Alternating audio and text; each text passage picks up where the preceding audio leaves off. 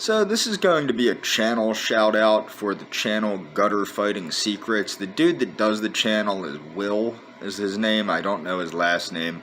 I was actually just in a live chat with him over some current events things. I disagree with him heavily politically and also on diet, which will allow me to segue into my views on an anabolic lifestyle after I handle a shout out to his channel. I'm going to get into why I will be making an upcoming video on what an anabolic lifestyle is and why we should seek to live an anabolic lifestyle and why that anabolic lifestyle should be a vegan anabolic lifestyle. Okay, so Gutter Fighting Secrets, I found it originally because I'm a big fan of William Fairbairn. Fairbairn was the guy that created what is called gutter fighting, or all-in fighting, or defendo, or defendu, or combato, or combadu. It's essentially the system of fighting that was created by him and then taught to the British Special Forces, and then in a roundabout way it was taught to the Americans, and it is the system of fighting that is the parent martial art of the system of combat that we use today in military combat systems, although they've evolved very much. The system of combat that I was taught by my karate instructor, aside from Hapkido and Tung Sudo, was what's called line fighting, which is a different thing than the modern. It's different than both original defendo or combato, and it's also different than the modern Marine Corps martial arts system. Okay, in the sense that a lot of what I was taught as far as the self-defense, there are not many non-lethal techniques, whereas in the modern form, and the same thing with combato or defendo, most of the techniques are very devastating. They will harm or kill, they will cripple or kill the attacker. With the modern Marine Corps martial arts system, they have which I got to get a hold of the materials, but they have a series of non-lethal and lethal techniques, because unfortunately we're using our Marines like policemen, because we're policing the world. Instead of using our Marines to seek and destroy the enemy, we're using our Marines for democracy building, which is not the purpose of a Marine. As much as people might agree or disagree or whatever, the purpose of a Marine is not democracy building. It's not as a police officer. It is as a combat soldier, as somebody to destroy the enemy, not to play patty cake with them. And that's the one thing that I think is disturbing. I think that the modern Marine Corps martial arts system is probably superior to what I learned, and probably superior to defendo or combato or gutter fighting. They're all the same thing. But the thing is, even though it's a superior martial art, which I do think it is, I don't like the idea of mixing non-lethal techniques in with Marine Corps combat, because the fact of the matter is, the whole goal of a Marine used to be to destroy the enemy, and now it's getting dicier and dicier and putting our Marines and our soldiers at risk with this policing the world horseshit. And that's what I disagree with about that. That's why, but what I do, that's how I found the channel, is I did a search for William Fairbairn gutter fighting, I believe is what I put in the YouTube search engine, and boom, up came his channel. So I watched some of his modern depictions of gutter fighting, which I thought were very good. We did a lot of this back in karate class when I took karate. As I said, the instructor that I learned from taught us basically this, Marine Corps hand-to-hand fighting, as well as Hapkido and Tung Sudo.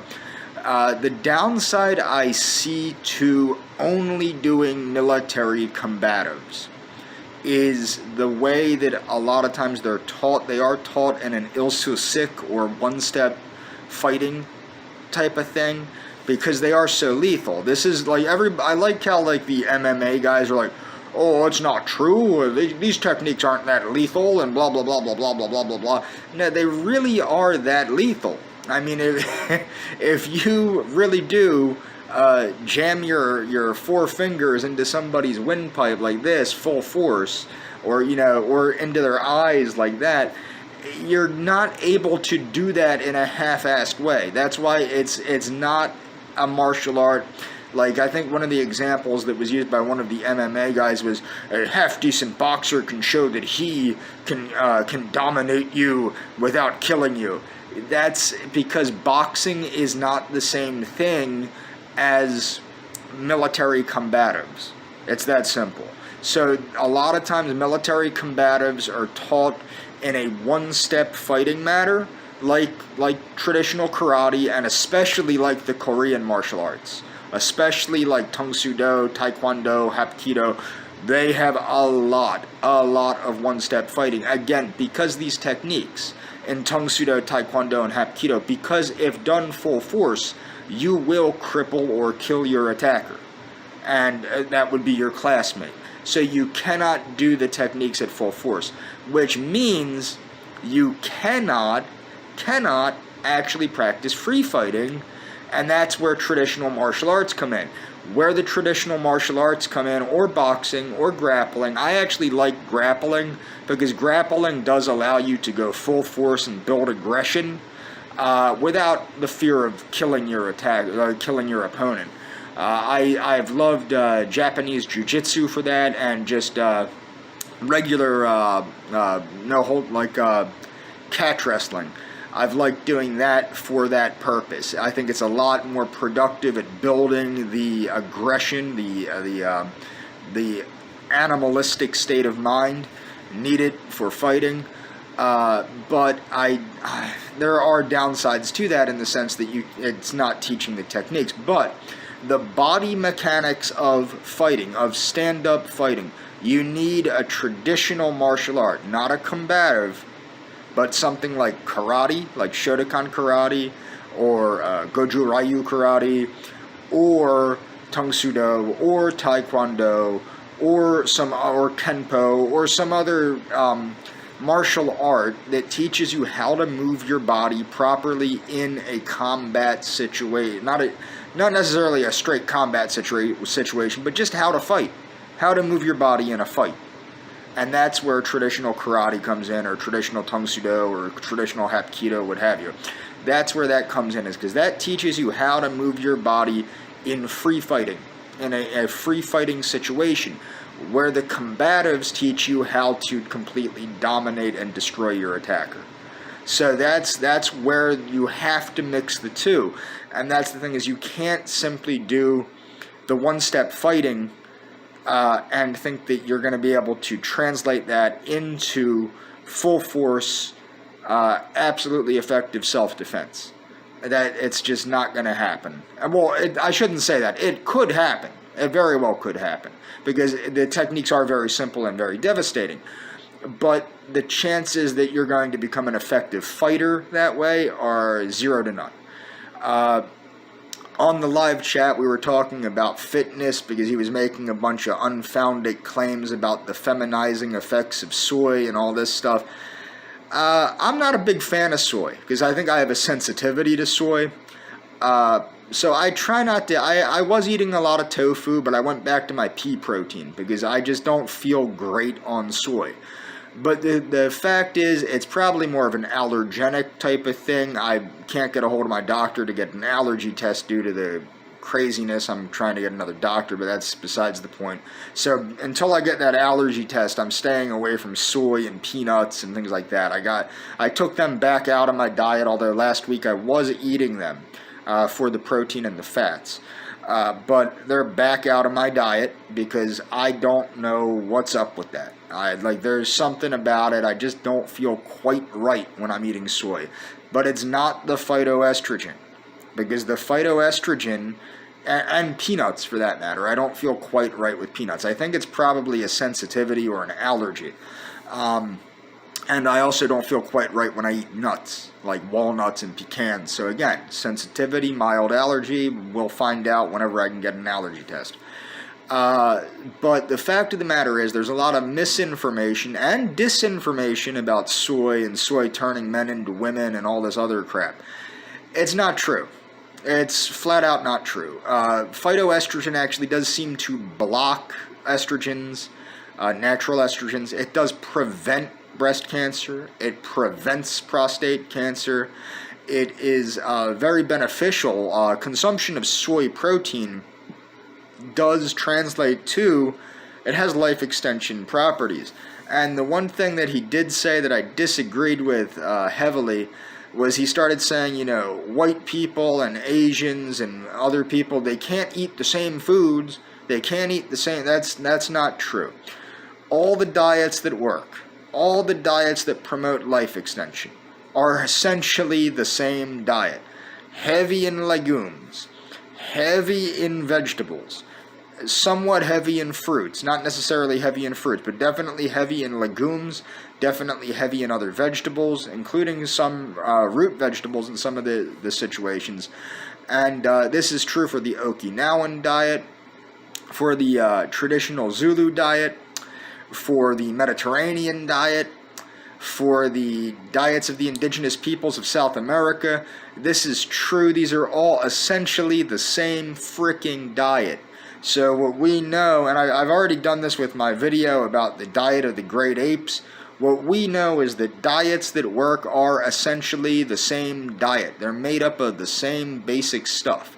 A lot of vegetables, a little bit of meat, a little bit of fish, usually not any dairy, but if there is dairy, it's usually very little, and not too much meat. Now, what about an anabolic lifestyle? Why did I go back to an anabolic diet? Well, the reason why was, as I said, I tried that starch solution thing, and that really whacked out my hormone levels, I think. My body, my composition went to hell. So I'm on a diet to recomposition my body. Well, right now I'm focusing primarily on lowering the calories. As I said, this is the Lenten season. I'm trying to observe Lent by reducing my calories to about between 1,500 and 1,600 for 5 days a week. And then on the weekends, I'm raising it up to about 1,800 calories per day on the weekends. So for 2 days of the week, 1,800. For 5 days of the week, between 1,500 and 1,600. So right now I'm not actually on an anabolic diet. Right now I'm just trying to get myself back down to about 175 pounds. Okay, so this is not technically an anabolic diet, though I am eating a ton of protein. And the protein that I'm primarily eating is pea protein, which is a powdered pea protein. And there was one dude, red-pilled vegan, that goes, "That's a lot of protein from powders." He was telling me in the comments section, yeah, it is a lot of like when I'm getting probably about 150 to 190 grams of protein a day in powder form. Not counting the proteins in the vegetables I'm eating, because there is a small amount of protein in the vegetables that I consume. And I also take a series of amino acids, which are virtually calorie-free. But the thing that I want to make sure people understand is it's kind of like when people say you shouldn't take synthetic vitamin C. Synthetic vitamin C is bad for you. Synthetic vitamin C is virtually the same exact chemical as is in fruits and vegetables. So to say, and pea protein is not synthetic. It actually comes from peas. It's just a more concentrated form of the protein that you would be getting if you were eating yellow peas, like the kind of peas that you make peas porridge from. We all know the song about peas porridge being hot, peas porridge being cold, and peas porridge in the pot 9 days old. Same thing. It's the same thing. So it's not like, and actually even peas, regular like dried peas like that, are very low in starch, and most of their carbs actually come from fiber. I don't have a bag of them in front of me, but if I remember correctly, the majority of their carbs come from fiber. Fiber is not an impact carbohydrate. It does not impact the blood sugar. In fact, it stabilizes the blood sugar. This had to do with the updating of the Atkins diet. Everybody knows I'm a big fan of the Atkins diet. So I'm going to do a video on what an anabolic diet is and what an anabolic vegan diet is. Not in this video, but in a future video. But I'm going to explain briefly what an anabolic diet is. An anabolic diet is a diet whereby you are taking in, it doesn't have to be a surplus of calories. Everybody thinks you need a surplus of calories to have an anabolic diet. You don't. What you need is you need enough proteins in the form of any protein, really, but you should seek vegetable protein from peas, nuts, seeds, legumes, these things. And the reason why is because these have protective phytochemicals, which protect against chronic diseases and cancer. That's number one. Number two, plant proteins. The consumption of plant proteins equals a longer life. It doesn't matter if you're a Mediterranean Italian. It doesn't matter if you're an Amerindian in the middle of the Amazon rainforest. It doesn't matter if you're an Okinawan in the Ryukyu Kingdom. It doesn't matter if you're a Chinese person in rural China. Plant protein extends lifespan. It decreases all-cause mortality. Animal protein does the reverse. The more animal protein a person eats, the shorter their lifespan. The problem with this is the oversimplification that people give this. And they oversimplify it into thinking one of two things. Either the first mistake is they'll just say protein extends lifespan. That's wrong. Plant protein extends lifespan. The other mistake, which is the reverse, is that all protein shortens lifespan. That's not true. Some proteins, like soy, which actually does extend lifespan, the jury's out on that because soy is so similar with the amino acid profile to animal proteins. It does activate some of the pathways that an excess of animal protein does activate, more so than the other plant proteins. But that doesn't translate to a shortened lifespan because soy protein still extends lifespan, unless of course you're allergic to soy and die of anaphylactic shock. So that's the caveat there. But if you're allergic to fish and die of anaphylactic shock, or shellfish and die of anaphylactic shock, or chicken and die of anaphylactic shock, or beef and die of anaphylactic shock, etc., etc., etc., then it's the same deal. So, I mean, people have to understand that allergies, a lot of times allergies are pushed by proteins. Okay, so the fact of the matter is, it doesn't necessarily have to be soy that's the killer protein. It could be nuts. It could be fish. It could be shrimp. It could be lobster. It could be crab. It could be any number of things that the person happens to be allergic to. But for the most part, plant protein, peas, lentils, legumes, seeds, nuts, etc., extend lifespan. Animal protein decreases lifespan. So essentially, an anabolic diet is a diet in which you are getting adequate protein to protect against sarcopenia.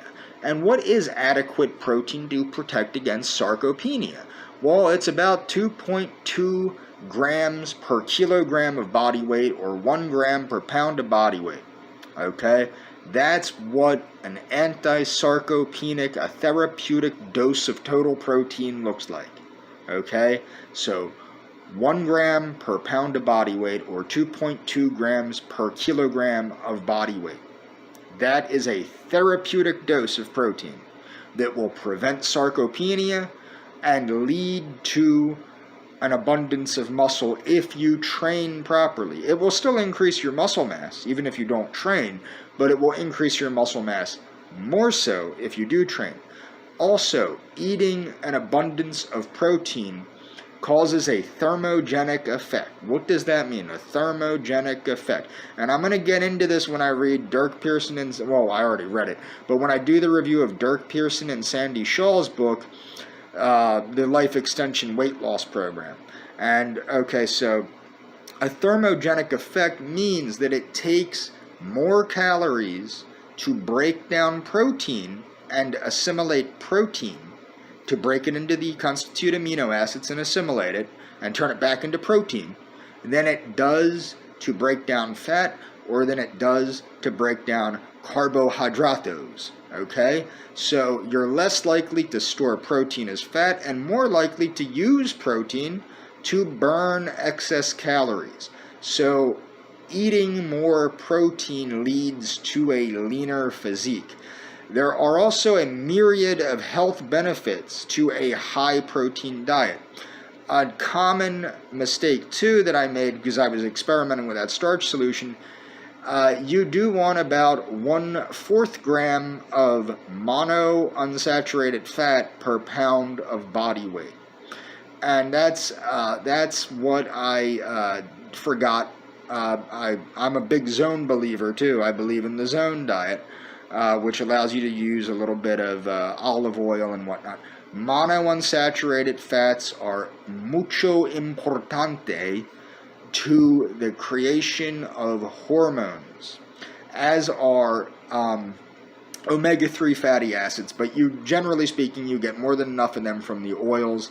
And when I do my video on the anabolic diet, I'm going to have to remember to put in why you should never, ever, ever, ever heat any oils, period. Don't ever heat them.